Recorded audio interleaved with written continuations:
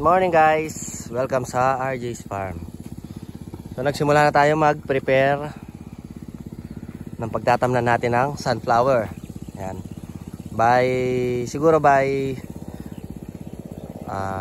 sa 28 or 29 itatransfer na natin yung mga seedling natin. Mamaya pakita ko.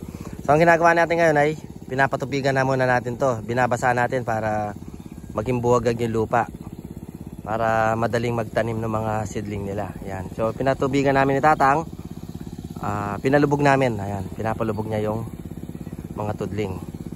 Ayan. Saka ito yung mga itatanim nating mga sunflower. Bali yung sunflower nating itatanim doon, yung mga pang flower shop na. So ito yung mga normal lang na sunflower yan. Yung mga tinry nating magpabukadkad para yung mga pumunta rito may mapipicturan. Yan. Tsaka ito pala yung mga tinanim natin. Yan. Yung mga buto na to galing Japan. St. Vincent's pomelo. Ayan. Mga orange sila. So ito 3 days siya. 3 days pa lang sila. So nag-bloom na sila agad. So yung ganito yung klase ng buto na sunflower pag mahal. Mataas yung germination rate nila. Siguro mga to nasa 90% ang germination rate nila. Ayan. So 3 days pa lang dito. Magantay pa tayo ng 3 days. Siguro pwede na natin silang itanim. Ayan. Ito yung mga cosmos natin na pinalibutan natin yung buong farm ng cosmos. Ayan. And then ito nga palang bago nating ilalagay din dito sa farm ngayong papasok yung bagong taon, ngayong 2024. So magta-try na tayo magtanim ng pinya. Yan, ilalagay natin dito yung mga pinya. Mga 20 or 30 pieces na pinya dyan para maging attraction din ng mga pumupunta rito. Para siguro after 1 year makikita nila may mga mapabunga tayong pinya rito. Para mag-enjoy sila makakita. Ayan. So itong mga pinya na to, mga suli, ayan, galing sa Cavite yan, sa kay Ate Lisel, tsaka sa kay Kuya Noli. Mga pisa natin na nagpipinya dun sa Cavite. Hindi ko lang siya naitanong, mamaya tanong natin kung anong variety ng pinya. Siguro Hawaiian. Tatanong natin mamaya. So ito, inaantay lang natin sila para turuan tayo paano magtanim, tsaka yung mga dapat gawin. So ito, dito natin lalagay tabi ng sunflower. Tapos dito, siguro mga 2 linya lang to. Para pagpapatubig mabilis kasi nandun lang yung tubo. And then itong line na to, yan. Itong line na to magiging cosmos. Maraming cosmos yan nakapalibot, parang nagiging pader. Yan. Ang gagawin natin. Then doon, sunflower din. Ito yung mga tinry natin. First batch, second batch. Sa susunod yan, isang batch na lahat yan para magandang tingnan. So, daan-daan na di-develop natin itong farm. Hindi naman kailangan bilisan to eh. Kasi mga halaman to eh. So, panahon yung inaantay.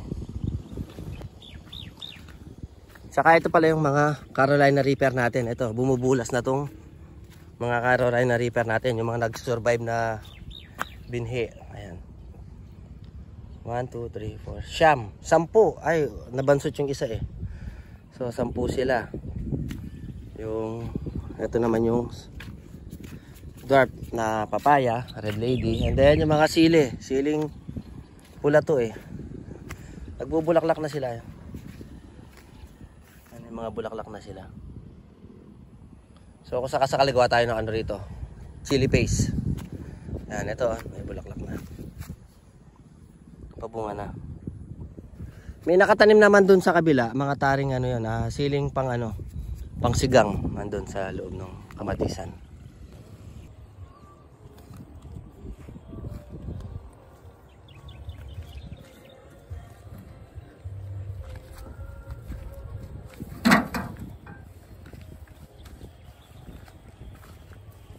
Hello guys.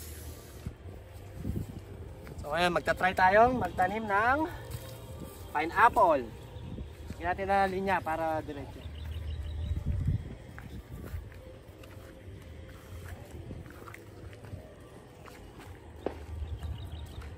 Alam ko sa katamon, parang may training. Pagka nabasa, apyat yung diin, oh.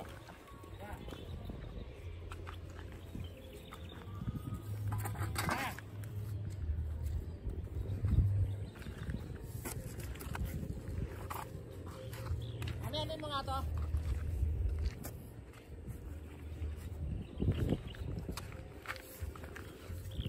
Kita!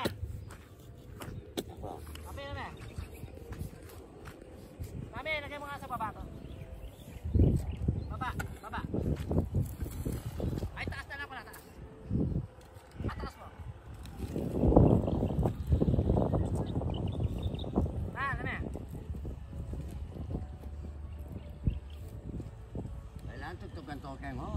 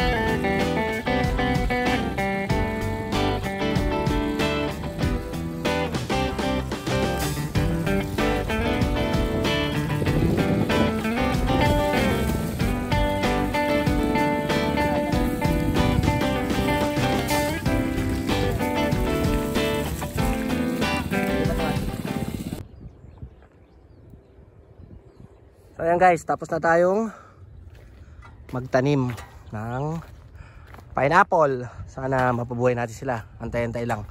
Then tinaniman lang na muna natin itong mga katabi ng sunflower natin para maganda yung spacing nila.